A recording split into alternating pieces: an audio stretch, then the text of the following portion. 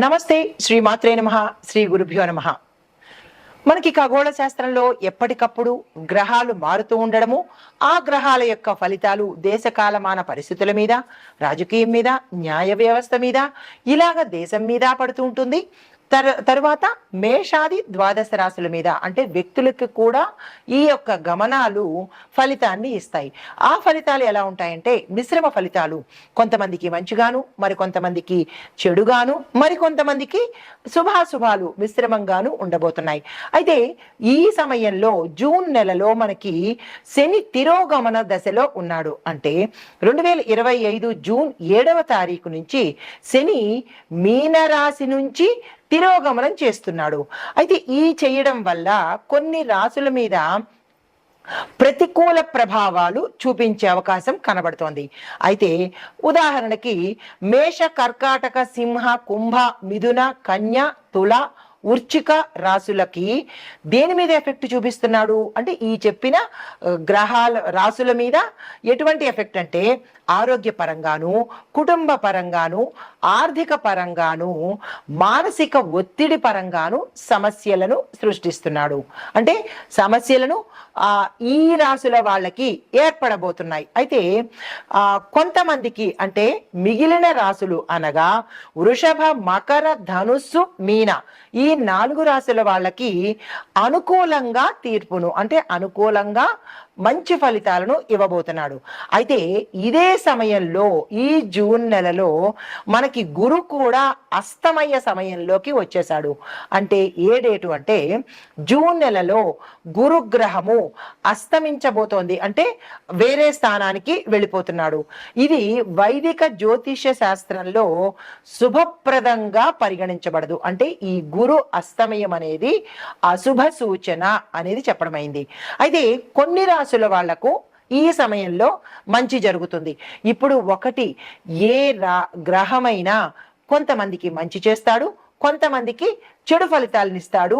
3 వర్గాలుగా అన్నమాట. 3వ వర్గానికి మిశ్రమ ఫలితాలను ఇస్తారు. ప్రతి ఒక్కరికి మంచి చేయడు, ప్రతి ఒక్కరికి చెడే చేయడు, ప్రతి ఒక్కరికి మిశ్రమమే ఇవ్వడు. ఇలాగా వారి వారి కర్మానుసారము వ్యక్తిగత జాతకంలో ఆ జాతకుడు చేసుకున్న కర్మను బట్టి ఏ గ్రహమైనా శుభాశుభ ఫలితాలను ఇస్తాడు. మరి కొంతమంది అనుకోవచ్చు, నాకు ఎప్పుడూ ఇబ్బందులే ఉంటున్నాయి, ఎప్పుడూ కష్టాలే ఉంటున్నాయి అంటే అది గ్రహాల తప్పో లేకపోతే దైవం తప్పో కాదు.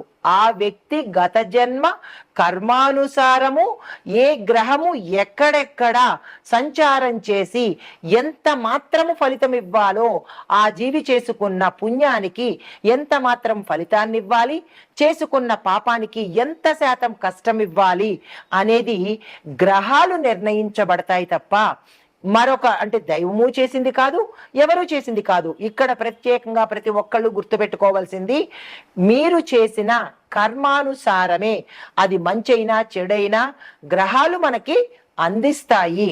కాబట్టి ఇక నుంచైనా గుర్తెరిగి మంచి చేసే ప్రయత్నం తప్పనిసరిగా చేసుకోండి. అయితే ప్రతి రాశి మీద ఈ గ్రహాల యొక్క ప్రభావము వేరువేరుగా ఉంటుంది. ఇక్కడ ఉదాహరణకి మేషరాశి వారికి చూసుకున్నట్టయితే కుటుంబంలో వివాదాలు, ఆర్థిక పరంగా జాగ్రత్తగా ఉండవలసిన స్థితి. వృషభ రాశి వారికి వ్యాపారంలో లాభాలు, ఉద్యోగస్తులకు ప్రమోషన్స్. మిథున రాశి వారికి చూస్తే ఆత్మవిశ్వాసము కొంచెం వీళ్ళకి తగ్గినట్టుగా అనిపిస్తుంది. కార్యాలయాల్లో మీరు చేసే స్థలాలలో సమస్యలు వచ్చే అవకాశం కనబడుతోంది. అయితే కర్కాటక రాశి వారికి ఎలాంటి ఫలితాలు ఇస్తున్నాడు అంటే కుటుంబ సమస్యలు, తీవ్రమైన మానసిక అలజడి, ఒత్తిడి అనేది ఇస్తున్నాడు. అయితే మిథున రాశి వారి దగ్గరికి వచ్చేటప్పటికీ ఆత్మవిశ్వాసం తగ్గడము, మీరు పనిచేసే కార్యాలయాలలో ఎక్కడ పని చేసినా ఏ రంగం వారికైనా సమస్యలు వచ్చే అవకాశం చాలా ఎక్కువగా కనబడుతోంది. అయితే కర్కాటక రాశి వారికి ఎలాంటి సమస్యలు ఇస్తున్నాడు అంటే కుటుంబ సమస్యలు, మానసిక ఒత్తిడి ఎక్కువగా ఇస్తున్నాడు.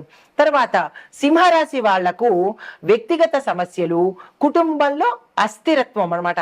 కుటుంబంలో సమస్యలు రావడము, స్థిరంగా లేకపోవడము, విడిపోవడము, తగాదాలు రావడము, ఇలాంటి సమస్యలన్నీ సింహరాశి వారికి కలగజేస్తున్నాడు. కన్యా రాశి వారికి ఎలా ఇస్తున్నాడు ఫలితాలంటే వారి వారి పనుల్లో ఆటంకాలు రావడము, పనులు జరగకపోవడము, బంధుమిత్రుల మధ్య తగాదాలు రావడము, వివాదాలు రావడము జరిగేటట్టుగా గోచరిస్తోంది.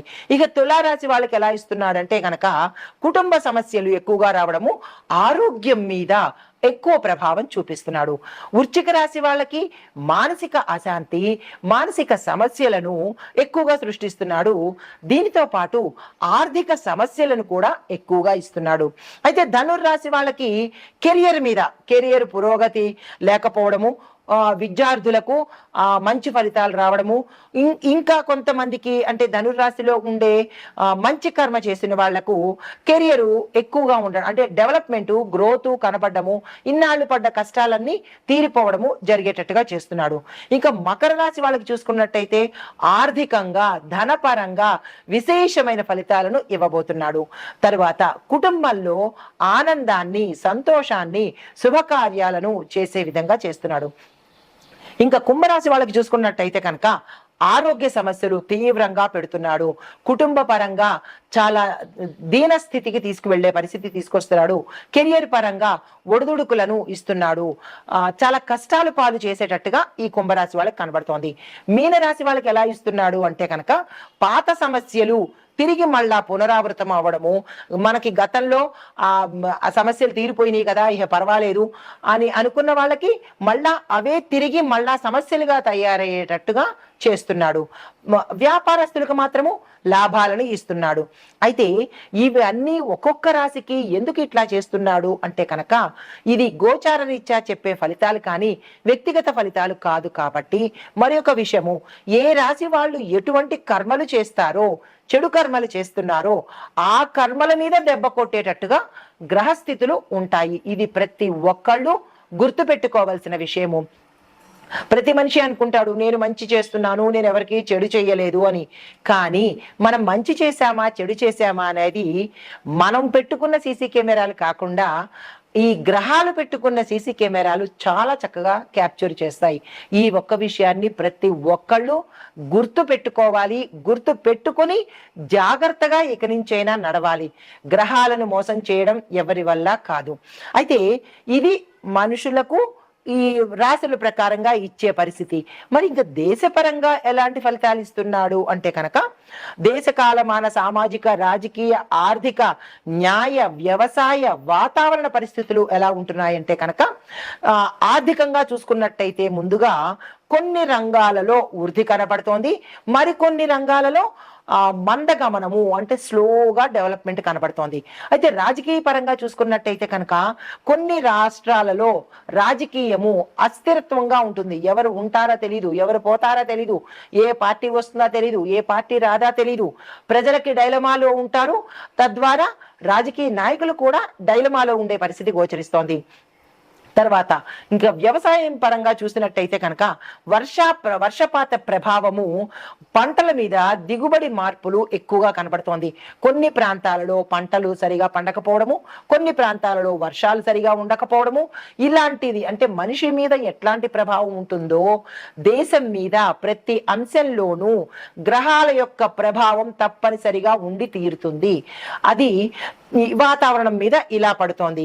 వ్యవసాయం మీద ఇలాగా అంటే వ్యవసాయంలో అస్థిరత్వము, ఒక చోట బాగుండడము, ఒక చోట బాగోకపోవడము. ఇంకా వాతావరణంలో ఎలా ఉంటుందో మనకి తెలిసిందే కదా.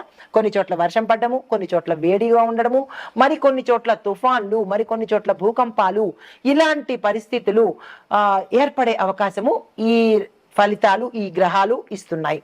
అయితే ఈ ఫలితాలు మరి మేషాది ద్వాదశ రాశుల వారికి ఏ ఏ రంగాల్లో ఉన్న వారికి ఎలా ఉండబోతోంది అనేది ఇప్పుడు చర్చించుకుందాం. ఇప్పుడు జూన్ నెలలో గురు అస్తమయ దశలో ఏంటంటే గురు అస్తమయము, శని తిరోగమనము, ఈ రెండు మనకి జూన్ లోనే వచ్చాయి. అయితే ఇందాక మనం చెప్పుకున్నట్టుగా దేశకాలమాన రాజకీయ, న్యాయ వ్యవస్థల్లో, వాతావరణంలో ఎలాంటి మార్పులు సంభవిస్తున్నాయి అని తెలుసుకున్నాము. ఇప్పుడు మేషాది ద్వాదశ రాశుల వారికి ఎలా ఉండబోతోంది అనే అంశంలో తదుపరి రాశి వృశ్చిక రాశి. ఈ రాశిలో ఉండే ఉద్యోగస్తులను చూసుకున్నట్టయితే పదోన్నతికి అవకాశాలు ఎక్కువగా ఉన్నాయి. దానికి తగిన ప్రణాళికలు చేసుకోండి. ప్రమోషన్స్ వస్తాయి, ప్యాకేజ్ పెరుగుతుంది, ఆగిపోయిన ఏరియర్స్ కూడా మీకు ఈ సమయంలో వచ్చే అవకాశం కనబడుతోంది. అయితే ఆర్థికంగా చూసుకున్నట్టయితే కనుక పెట్టుబడులు లాభాన్ని ఇస్తాయి. పాత సమస్యలు ఏవైనా ఉంటే కనుక అవి తీరిపోతాయి. వ్యాపార విస్తరణకు కానీ ఆర్థికంగా మీరు ఏ ప్రయత్నం చేసినా అది సక్సెస్ అయ్యేందుకు అవకాశాలు చాలా ఎక్కువగా కనపడుతున్నాయి. దానికి సంబంధించిన ప్రణాళికలు కానీ చర్చలు కానీ ఈ సమయంలో చేసుకున్నట్టయితే విశేషమైన ఫలితాలు పొందుతారు. తర్వాత వ్యాపారస్తులకు చూసుకున్నట్టయితే కనుక కొత్త వ్యాపార ఒప్పందాలు కుదురుతాయి. దీంతో పాటు లాభదాయకమైన ప్రాజెక్టులు మీరు చేపట్టే అవకాశం చాలా ఎక్కువగా కనపడుతోంది. దాన్ని అందుకునే ప్రయత్నం చేసుకోండి.